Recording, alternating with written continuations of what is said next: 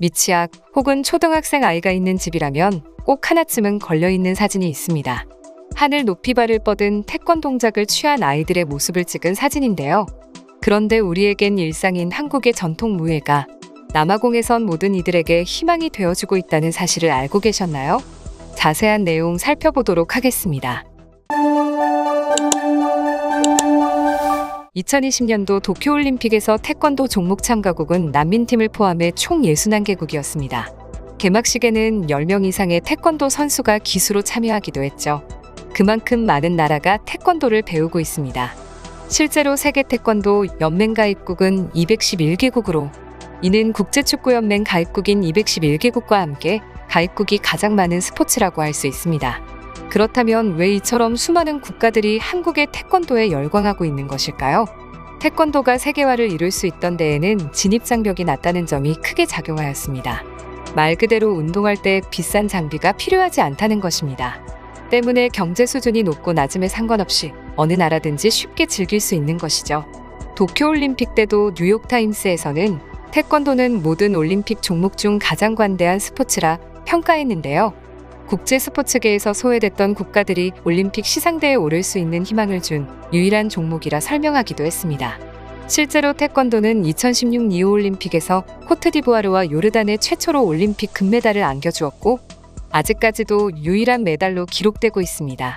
이 밖에도 우즈베키스탄, 튀니지, 북마케도니아 공화국, 코트디부아르 등 올림픽에서 크게 눈에 띄지 않았던 국가들이 메달을 얻을 수 있던 것은 태권도 덕분이었죠. 물론 한국이 모든 메달을 휩쓰는 것이 가장 좋은 일이겠지만 이미 수많은 한국인 코치들이 각 나라에서 태권도를 전수하고 있기에 더욱 노력을 기해야 하지 않나 싶습니다. 그리고 이런 태권도에 유독 관심을 가지는 나라가 하나 있었습니다. 바로 남아공인데요. 최근 남아공에서는 놀라운 소식이 하나 전해져 왔습니다. 아프리카 공화국 최대 금융기관 중 하나인 FNB에서 사회공헌 사업으로 남아공 취약계층에게 태권도를 보급하기 위해 투자를 시작했다는 것입니다. FNB 부서 중 하나인 FNB 케어팀은 2016년 회사 내 한 부서로 창설돼 남아공 빈곤 지역의 취약계층을 대상으로 다양한 사회공헌 사업과 이니셔티브를 진행해온 부서인데요. 특히 빈곤 지역의 노인을 위한 시설과 아동 발달 등의 분야에서 사업을 집중적으로 하고 있는 부서이기도 했죠.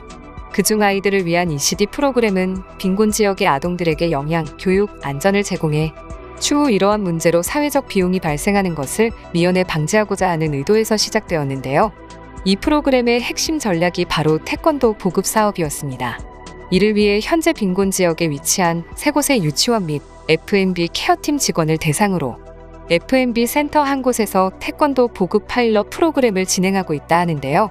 FNB 관계자가 한 언론과의 인터뷰에서 공개된 바에 따르면 최근 남아공의 심각한 사회적 문제인 젠더 기반 폭력에 대한 대책을 마련하기 위해 많은 노력을 기울이고 있다 합니다.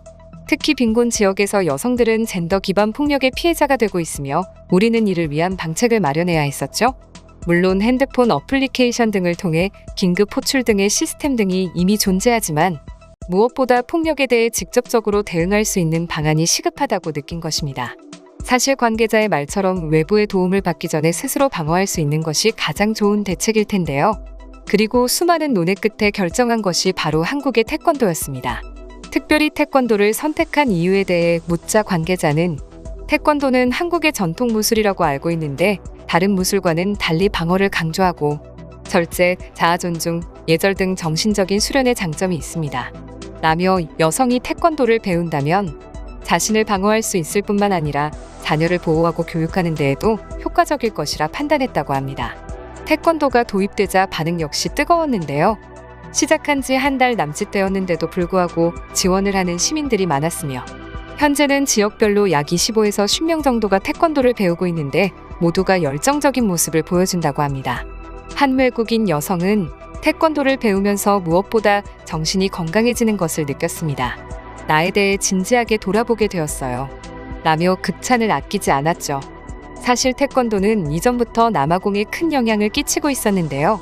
태권도가 남아공 청소년들에게 꿈을 실현할 수 있는 활로로 떠오르고 있기 때문이죠. 예전 아테네 올림픽에서 태권도 68kg 이하급에 출전한 덩칸 마슬랑고가 스타로 급부상하면서 태권도가 가난한 흑인 청소년들의 꿈을 실현할 수 있는 돌파구로 부상했기 때문입니다. 실제로 당시 남아공 청소년들이 많이 배우는 무예는 가라테였는데 가라테를 연마하던 사범들이나 청소년들이 모두 태권도로 전향을 하는 진풍경이 펼쳐졌었죠. 아무래도 가라테는 올림픽 종목이 아닌 만큼 사람들이 미래가 보이는 태권도로 전향한 것입니다. 이후 한국에서도 많은 사범들이 파견되어 남아공 청소년들의 희망이 되어주고 있습니다. 태권도는 남아공 육군 장병들의 정규훈련 과목으로 채택이 되기도 했습니다. 아프리카 대륙에서 군이 태권도를 정식 훈련 과목으로 채택한 것은 전례가 없던 일이라서 당시에 엄청난 화제가 되었었죠. 이처럼 한국의 문화가 단순히 팬들을 양성하는 것을 넘어 소외된 사람들의 심신에도 큰 도움을 주고 있다는 사실이 뿌듯하게 느껴지는데요. 그럼 지금부터 관련 내용을 보고 외국인들은 어떤 다양한 반응들을 보여주고 있는지 더욱 자세히 알아보도록 하겠습니다. 한국인 사범들이 태권도의 세계화에 큰 영향을 끼쳤지. 해외 나가면 어딜 가나 태권도를 하는 분들이 있고 지역사회에서 존중을 받는다. 다른 문화의 무예가 타국의 지역사회에 녹아들고 환영을 받는 게 쉽지 않은데 한국인 태권도 사범들은 진정한 스포츠 정신을 가지고 계신 분들이 많아서 그런 것 같아요. 사실 태권도 자체가 정신수양을 굉장히 중요시하는 무예이기에 바른 사람들이 많은 것 같아요. 예전 금메달을 땄던 우즈벡 선수의 감독님도 한국분이신데 우즈벡에서 영웅으로 불리셨죠?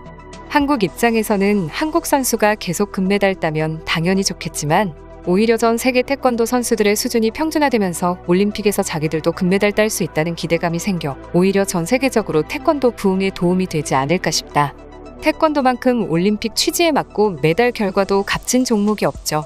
예전 한국이 헝그리 정신으로 복싱계를 평정했듯이 다른 나라에서는 태권도를 그 목표로 삼은 것 같아요.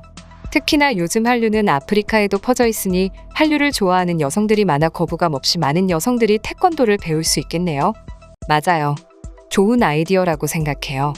요즘 젊은 세대들은 한국에 관한 것이라면 일단 무조건 체험하는 것을 좋아하니 말입니다. 태권도는 난촌 출신 사람들에게 희망이 되어주었죠. 난민 텐트 사이 공간만 생기면 태권도 공간으로 개조해 태권도를 연습하곤 했습니다. 외국 부모들이 태권도를 좋아할 수밖에 없는 게 단순히 체력만 단련한다는 느낌보다는 몸과 함께 정신을 단련해주고 특히나 예의에 대해 깊게 알려준다는 점이 큰 매력으로 다가오는 것 같다. 우리 아이도 태권도를 배우고 나서부터 매일 집을 나설 때마다 저에게 공손히 인사하는 법을 배웠어요. 사실 진정한 한류의 시작은 콘텐츠가 아니라 태권도가 아닐까 싶다. 난 어릴 때 한국은 몰랐어도 태권도는 알고 있었거든. 저도 어릴 때 태권도를 배운 적이 있어요. 다행히 좋은 사범님이 계셔서 검은 띠를 딸 수 있었고 내 어린 시절 가장 좋은 추억 중에 하나입니다.